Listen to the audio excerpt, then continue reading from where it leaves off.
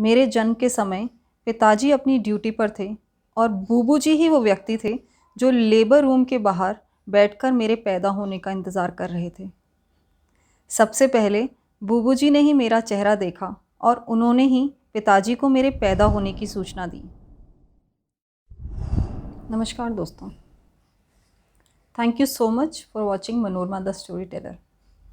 आज मैं आपके सामने एक बहुत ही दिल को छू जाने वाली कहानी शेयर करने वाली हूँ जो मुझे लिखकर भेजी है श्री शेखर नेलवाल जी ने। तो शुरू करते हैं।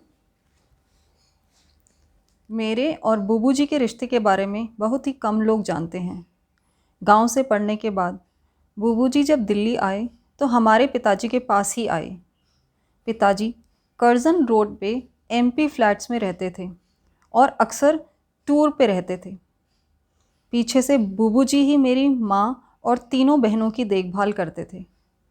मेरे जन्म के समय पिताजी अपनी ड्यूटी पर थे और बूबू जी ही वो व्यक्ति थे जो लेबर रूम के बाहर बैठकर मेरे पैदा होने का इंतज़ार कर रहे थे। सबसे पहले बूबू जी ने ही मेरा चेहरा देखा और उन्होंने ही पिताजी को मेरे पैदा होने की सूचना दी। बूबू जी पुरुषोत्तम थे। वैसे तो ये उनका नाम था, लेकिन वो व्यक्ति भी पुरुषोत्तम ही थे। कुछ समय के बाद बूबू जी की आईआईटी दिल्ली में जॉब लग गई और वो वहीं रहने लगे। सन 1965 में पिताजी भी यमुना पार से शक्करपुर आ गए। अब घरों का फासला 30 से 35 किलोमीटर हो गया। फिर भी महीने में एक बार बूबू जी साइकिल चलाकर हमसे मिलने ज़रूर आते थे। तब यमुना पार आना बहुत ही मुश्किल काम था। नदी पर लकड़ी के फट्टों का कच्चा पुल था। रेतीली खेती की ज़मीन पर साइकिल चलाना मुश्किल काम था। रविवार को सबकी निगाह यमुना की ओर से आने वालों पर लगी रहती थी। छोटे कद के, पतले दुबले, आँखों में चश्मा, सलीके से कढ़े हुए बाल, दूर से ही पहचान में आ जाते थे बूबू जी। गांव की बिरादरी में सभी के चहेते थे बूबू। खासकर गांव की महिलाओं और बच्चों में बहुत ही घुल मिल कर रहते थे। घर परिवार की छोटी मोटी परेशानियों का समाधान निकालने में बहुत ही माहिर थे बूबू। परिवार वालों में कोई भी काम, रिश्ता, विवाह, नामकरण बिना बूबू जी के नहीं हो पाता था, क्योंकि वे ही ऐसे व्यक्ति थे जो खुशी खुशी दूसरों की जिम्मेदारियां अपने ऊपर ले लेते थे। एक घटना ने मुझे गदगद कर दिया। नवंबर 2009 में मेरी बेटी की शादी थी। बूबू जी कहीं दिखाई नहीं दिए। तभी रात को 11 बजे अचानक बूबू जी दिखाई दिए।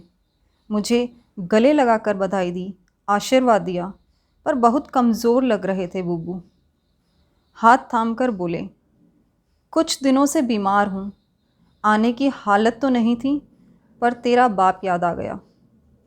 वो मेरा यार था। नहीं आता तो मुझसे पूछता, क्यों नहीं गया? अपनी जिम्मेदारी निभाने आया हूँ। वैसे मैं जानता मुझसे ज़्यादा समझदार है। अब जा, तू अपनी बेटी की शादी कर, मैं चलता हूँ। एक भरोसे का एहसास दिलाकर मुझे रुलाकर चले गए बूबू। मैं आज भी उनकी बातों को याद कर कर कभी कभी भावुक हो जाता हूँ। ऐसे थे हमारे बूबू पुरुषोत्तम नेलवाल।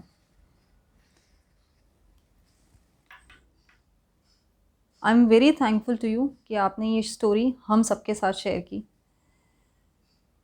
आज जिस टाइम से हम लोग गुजर रहे हैं, आई थिंक इसी तरह की स्टोरीज़ को शेयर करने की ज़रूरत है। मैं सभी सुनने वालों से रिक्वेस्ट करूँगी, अगर ये कहानी सुनकर आपको भी अपना कोई याद आ गया हो, प्लीज़ हमें लिखें, ईमेल करें और मैं आपकी स्टोरी सभी लोगों के साथ शेयर करूँगी। हम जो बांटते हैं वही बढ़ता है, ये कहावत है। Let's share love so that this world becomes a better place to live. Thank you so much.